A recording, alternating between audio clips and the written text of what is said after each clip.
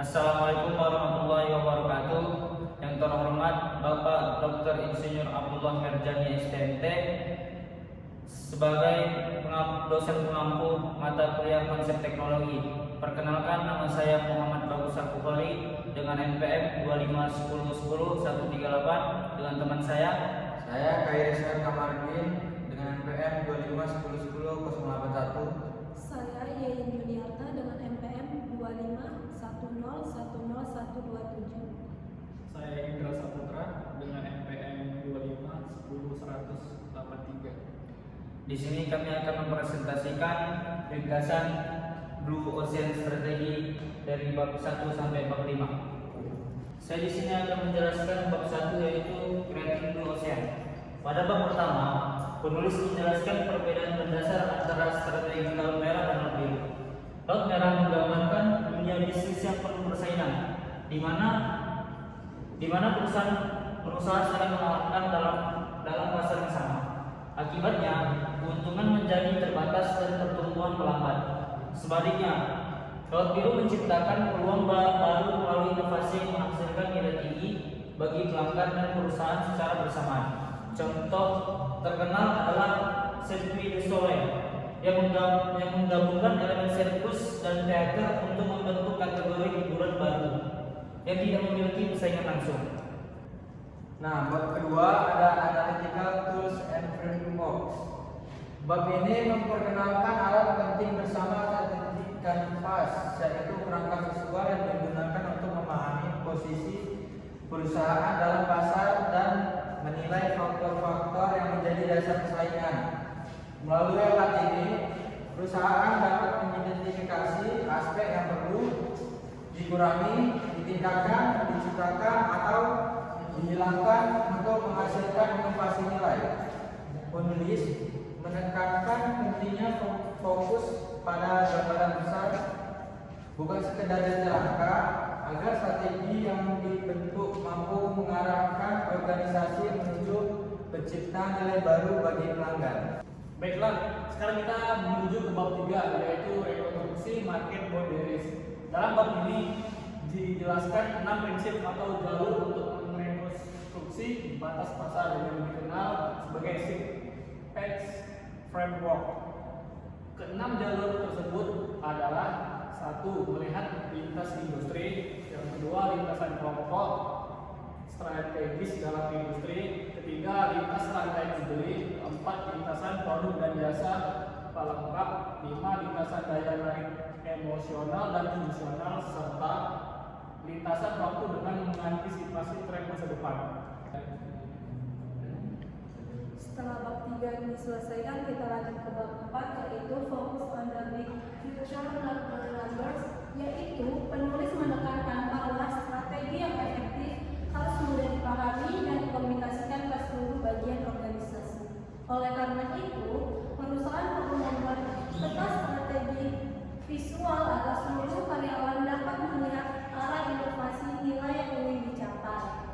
Pendekatan ini membantu manajemen menghindari perangkat perencanaan strategi yang terlalu rumit dan kaku. Selain itu, strategi harus dibangun dengan narasi dan inspiratif agar setiap individu dalam organisasi memahami tujuan besar yang hendak diraih. Nah, saya akan membahas bab 5 yaitu Reach Beyond Existing Domain. Bab ini menyoroti pentingnya menjangkau pelanggan potensial di luar pasar yang ada, yang disebut sebagai non-customer. Penulis membagi mereka ke dalam 3 tingkat. Yang pertama, mereka yang hampir menjadi pelanggan tetapi belum membeli. Yang kedua, mereka yang menolak penawaran pasar saat ini. Dan yang ketiga, mereka yang sama sekali belum tersentuh oleh industri tersebut. Dengan memahami alasan mengapa kelompok ini belum menjadi pelanggan, perusahaan dapat menciptakan strategi untuk menarik mereka. Dari ringkasan tadi, harapannya ringkasan tadi dapat memberikan ilmu yang bermanfaat untuk teman-teman semua. Sekian dari kelompok kami. Apabila ada salah kata mohon dimaafkan. Assalamualaikum warahmatullahi wabarakatuh. Terima kasih. Oke, saya akan menceritakan kisah persaingan wine duel rasa dari lembah anggur.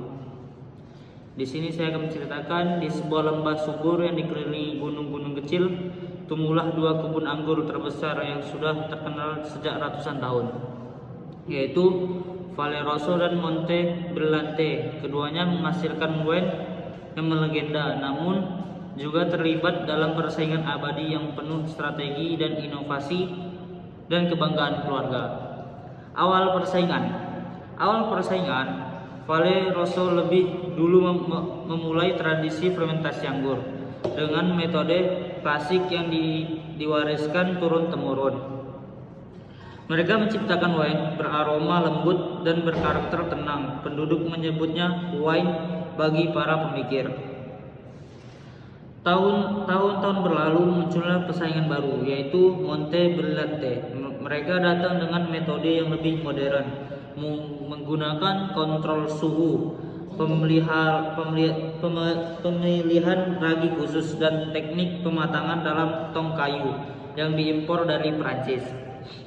Wine mereka lebih tajam, aromatik, dan berkarakter berani. Di pasar, kedua wine ini menjadi simbol dua kubu, yaitu yang kubu pertama Rosso, yaitu tradisi, nostalgia, dan kehalusan. Brillante, inovasi, keberanian, dan kejutaan rasa. Momen yang memenuhi dunia wine. Persaingan memuncak ketika festival Taste of the Valley digelar setiap tahun. Disinilah para ahli wine, jurnalis kuliner, dan penjual dari seluruh dunia berkumpul untuk menilai wine terbaik. Setiap kali Rosso memenangkan gelar, mereka mengangkat tradisi sebagai kekuatan. Wine bukan hanya rasa, tapi sejarah yang dihirup. Sebaliknya, jika Brillante unggul, mereka membawa pesan. Rasa besar lahir dari keberanian melawan tradisi. Dan penduduk desa selalu menunggu siapa yang menang. Lebih seru dari pertandingan final sepak bola. Puncak pertarungan rasa. Suatu tahun, tanah di lembah dilanda musim panas yang terlalu panjang.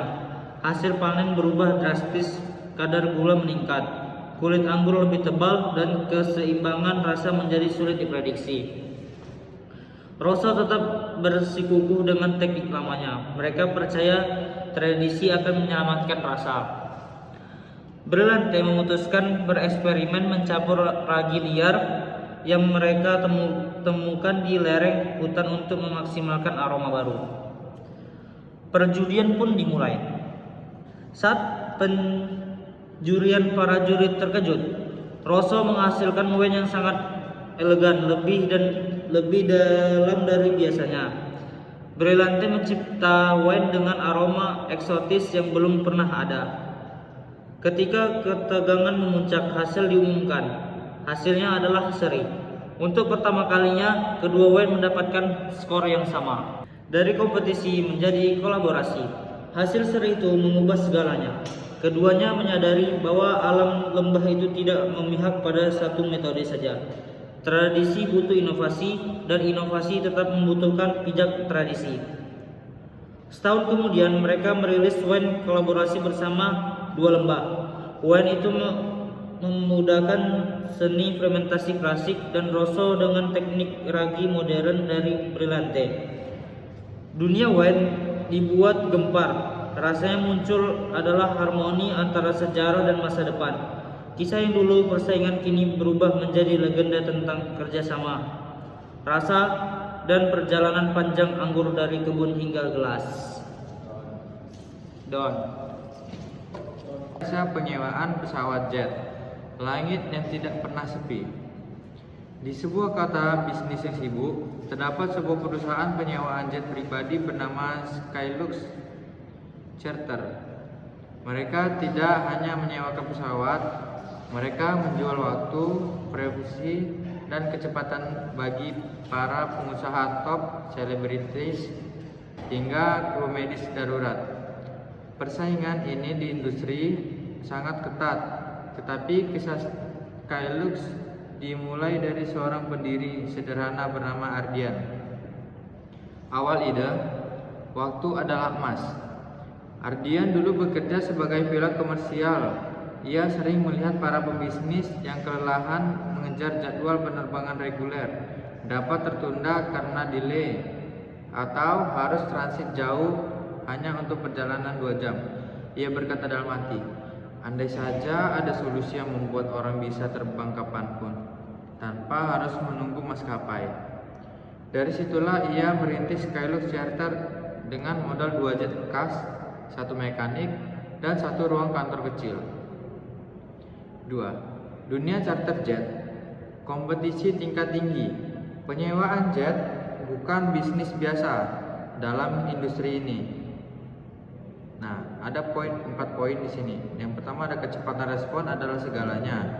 Keamanan tidak boleh dikompromi. Kesan pertama menentukan apakah klien akan kembali. Dan keempat, pilot dan kru harus seperti prajurit, siap terbang kapan saja. Skylux bersaing dengan rival utamanya, Aerovista, perusahaan charter raksasa dengan armada besar dan jaringan internasional. 3. Pelanggan langka, permintaan tidak biasa. Sering waktu Skylux mendapat klien-klien yang unik. Pertama, ada pebisnis yang mengejar 3 rapat di 2 negara dalam sehari. Mereka membutuhkan jet yang bisa take off dalam 2 jam setelah pemesanan. 2. Tim medis yang harus memindahkan pasien ke luar negeri. Jet harus dilengkapi peralatan medis dan ruang untuk dokter. 3. Band indie terkenal. Mereka ingin jadwal terbang malam supaya bisa konser maraton di beberapa kota. Setiap permintaan membuat tim Skylux harus kreatif, cepat, dan selalu siap.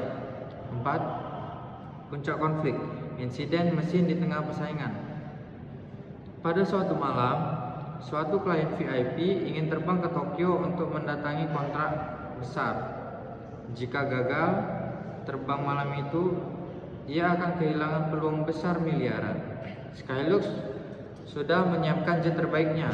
Namun, 30 menit sebelum keberangkatan, indikator mesin menunjukkan anomali tekanan oli. Pilot melapor, "Kita tidak bisa terbang, ini berbahaya." Aerovista, sang pesaing, mengetahui masalah ini dan langsung menawarkan jet mereka ke klien Skylux dengan harga tinggi. Situasi menjadi kritis. 5. Keputusan besar, etika dan bisnis. Etika versus bisnis. Ardian tahu jika ia memaksa terbang, nyawa taruhannya. Namun, jika ia membiarkan Aerovista mengambil klien, reputasinya bisa runtuh. Akhirnya ia berkata pada klien, "Keselamatan Anda adalah prioritas. Kami tidak akan terbang dengan kondisi ini, tapi beri kami 90 menit, kami akan siapkan jet cadangan dari cabang kota lain." Skylux bekerja seperti pasukan darurat. Koordinasi hangar, pilot, mekanik, dan ATC. Penjadwalan ulang slot keberangkatan, pengaturan ground handling mendadak. Dan tepat 85 menit kemudian jet cadangan mendarat di apron Skylux. Klien akhirnya terbang meski terlambat sedikit. Ia selamat dan tetap menandatangani kontrak di Tokyo.